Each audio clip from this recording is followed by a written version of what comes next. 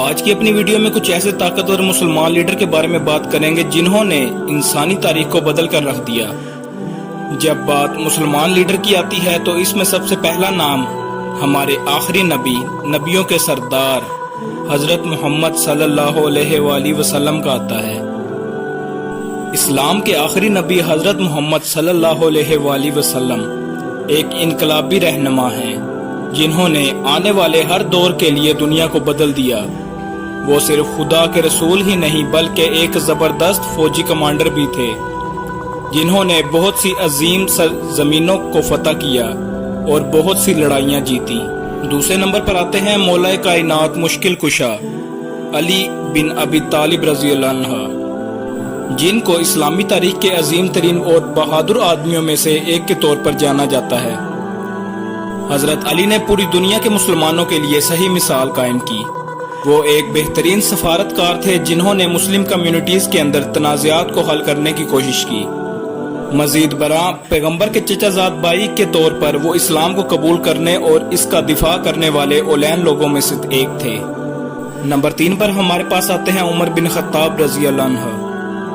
عمر بن خطاب کے لیے رسول اللہ صلی اللہ علیہ وسلم ہمیشہ سب سے زیادہ تعریف کے حامل تھے۔ عمر دنیا کے عظیم ترین مسلم رہنماؤں میں سے ایک تھے۔ عمر ایک غیر خلیفہ ہونے کے علاوہ ایک بہترین تلوار باز بھی تھے۔ چوتھے نمبر پر نام آتا ہے طارق بن زیاد کا۔ جب تاریخ کے عظیم ترین مسلم رہنماؤں کے بارے میں بات کی جائے تو عظیم طارق بن زیاد کا ذکر کرنا تقریباً ممکن ہے۔ وہ اسپین کے فاتح تھے۔ اسپین پر قبضہ کرنے کے بعد طارق بن زیاد نے ایک اور جرنیل کے ساتھ فوج میں شمولیت اختیار کی اور جزیرہ نما آئیبیرین کا 2/3 حصہ فتح کر لیا۔ ناظرین، اس کے بعد 5ویں نمبر پر ہمارے پاس آتے ہیں ہارون رشید۔ ہارون رشید عباسی خاندان کا 5واں خلیفہ اور عظیم رہنما تھا۔ ان کی قیادت میں بغداد قرہ ارض کا سب سے بڑا شہر بن گیا۔ اس کا دربار طاقتور اور دیانتدار آدمیوں سے بھرا ہوا تھا جو اس کے احکام پر بغیر کسی غفلت کے عمل کرتے تھے۔ یہ اس عظیم رہنما کی طاقت تھی۔ اس کے بعد 6ویں نمبر پر آتے ہیں محمود غزنوی۔ غزنوی سلطنت کے سب سے بڑے رہنما غزنی کے محمود نے سلطان کا لقب اختیار کیا۔ وہ افغانستان میں پیدا ہوا اور اپنے والد سبتگین کے ساتھ شامل ہوا جو غزنوی سلطنت کے بانی تھے۔ وہ اپنے والد کے ساتھ اس وقت لڑا جب بعد میں 994 میں خراسان پر قبضہ کر لیا گیا۔ اس کے بعد نمبر 7 پر ہمارے پاس آتے ہیں صلاح الدین۔ صلاح الدین کا تذکرہ کہانیوں اور کتابوں میں ہوتا ہے اور یہاں تک کہ بہت بڑی تاریخی ٹیلی ویژن سیریز میں بھی اس کا حوالہ دیا جاتا ہے۔ وہ ایک مصری سلطان تھا جو انگریز بادشاہ رچرڈ کے خلاف اپنی افسانوی صلیبی جنگ کے لیے جانا جاتا تھا۔ 8ویں نمبر پر ہمارے پاس آتے ہیں تیمور۔ تیمور ایک نام جو بہادری اور ہمت کا مترادف ہے۔ 1336 میں پیدا ہوا۔ اس نے مشہور تیمور خاندان کی بنیاد رکھی اور ہندوستان اور روس میں بہت سی زمینیں فتح کی۔ اس کی حکومت بحیرہ روم تک پہنچی۔ اپنی فتوحات کے باوجود تیمور ان لوگوں میں پسندیدہ نہیں تھا جنہیں اس نے فتح کیا تھا۔ وہ ہر اس شخص کے ساتھ غیر معمولی ظالمانہ ہونے کے لیے جانا جاتا تھا جو حکم پر عمل نہیں کرتے تھے۔ 9ویں نمبر پر ہیں بابر، جن کا پورا نام ظہیر الدین بابر بھی ہے۔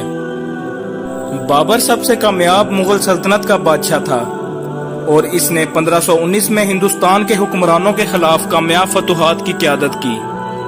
جدید دور کے افغانستان کے تازویراتی مقام کو فتح کرنے کے بعد بابر نے دہلی کے ابراہیم لودھی کو شکست دی، حالانکہ اس کی فوج بابر کی فوج سے 10 گنا زیادہ تھی۔ نمبر 10 پر ہے ٹیپو سلطان۔ ٹیپو سلطان کو ان کی شاندار شہرت اور بہادری کے لیے یاد کیا جاتا ہے۔ 18ویں صدی کے دوسرے نصف کے دوران ٹیپو ہندوستان کا حکمران بنا۔ وہ اتنا مقبول ہوا کہ نیپولین نے بھی انگریزوں سے لڑنے میں ٹیپو سلطان سے مدد مانگی۔ سلطان نے اسے ایک موقع کے طور پر لیا اور کیونکہ وہ برٹش انڈیا کمپنی سے نفرت کرتا تھا۔ 11ویں نمبر پر ہے کورلس عثمان ون۔ عثمان نے خانہ بدوش قبیلے پر حکومت کی اور عظیم سلطنت عثمانیہ کی بنیاد رکھی۔ اس نے کئی مسلمان جنگجوؤں کی قیادت کی، انہیں تربیت دی اور انہیں ایک فوج میں شامل کیا۔ اس کے بعد اس نے فوج کو منگولوں کو شکست دینے اور دنیا کی طاقتور ترین سلطنتوں میں سے ایک بنانے کے لیے استعمال کیا۔ सल्तनत चंद सदियों तक कायम रही और तब टूटी जब पहली जंग अजीम में उस्मानियों को शिकस्त का सामना करना पड़ा। 12वें नंबर पर है सुल्तान सलाहुद्दीन अयूबी। सुल्तान सलाहुद्दीन अयूबी गैर मामूली कायदाना खसूसियात के हामिल गैर मामूली इंसान थे। वो एक फौजी रहनुमा और हिकमत अमली साज थे जिसने सलेबियों के गजब का मुकाबला करने की हिम्मत की। सुल्तान सलाहुद्दीन एक पुरजोश रहनुमा थे जो मुसलमानों के लिए यरूशलेम को फतह करना चाहते थे। नंबर 13 पर है महमद दोम। महमद तारीख के अजीम तरीन मुस्लिम रहनुमाओं में से एक था। इसने कुस्तंतिनिया को फतह करने का काम किया और कामयाब हो गया। मजीद बरा वो बाज़ंतीनी शहंशाह को कत्ल करने के लिए जिम्मेदार था, जहां माजी के सलातीन बुरी तरह नाकाम हो चुके थे। नंबर 14 पर है मोहम्मद बिन कासिम। बरसगीर के लोगों ने अजीम और बहादुर मुस्लिम रहनुमा मोहम्मद बिन कासिम की कहानियां सुनी होंगी।